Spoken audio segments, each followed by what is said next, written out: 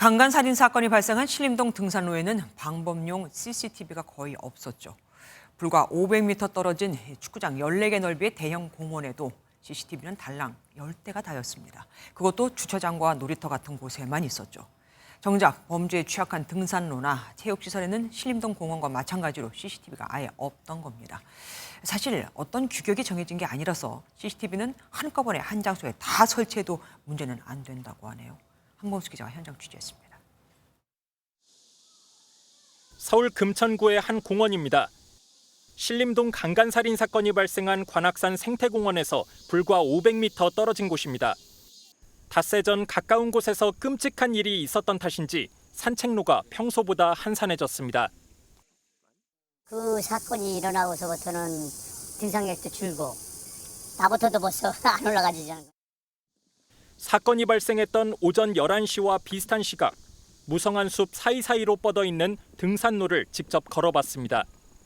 빛이 가려 으슥한 곳이 많지만 방범 목적으로 설치된 카메라는 보이질 않습니다. 체육시설과 정자, 화장실 등 편의시설로 가봤습니다. 그곳 역시 감시 카메라는 없습니다. 이 사건이 나기 전에도 우리 산에 이렇게 돌아다니고 그러면 여자 혼자 다니고 남자랑 이렇게 부딪히거나 하면 되게 무서워요. CCTV가 아예 없는 건 아닙니다. 주차장과 같이 예외적인 장소엔 이렇게 설치돼 있는데 산책로로 가면 찾기 어렵습니다. 이 공원의 면적은 약 3만 평, 축구장 14개를 합친 것만큼 넓습니다. 그런데 공원 전체를 통틀어 CCTV는 고작 10개밖에 없습니다. 이조차 산책로와는 거리가 있는 주차장과 테니스장, 어린이 놀이터 등 3곳에 몰려 있습니다. 주변 다른 공원들 역시 사정은 마찬가지입니다.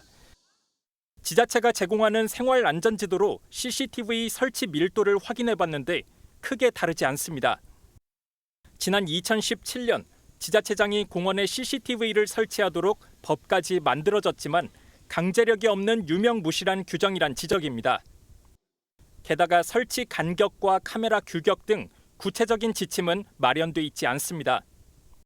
공원이나 산책로의 조건들이 다 다르기 때문에 그거를 좀 유형화해가지고 CCTV나 기타 방범시설 설치의 어떤 최소한의 기준은 좀 있어야 될 것 같은데.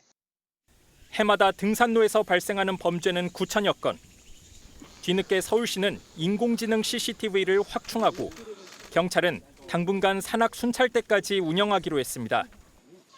MBN 뉴스 한범수입니다. 안녕하세요. 김주하입니다. 공정하고 신속한 MBN 뉴스, 유튜브를 통해서도 만나보실 수 있습니다. 특히 더 많은 뉴스와 라이브를 보고 싶으시다면 오른쪽을 눌러서 구독하시면 됩니다. 어렵지 않죠? 빠르고 정확한 뉴스로 계속 찾아뵙겠습니다. MBN 뉴스를 시청해 주신 여러분 고맙습니다.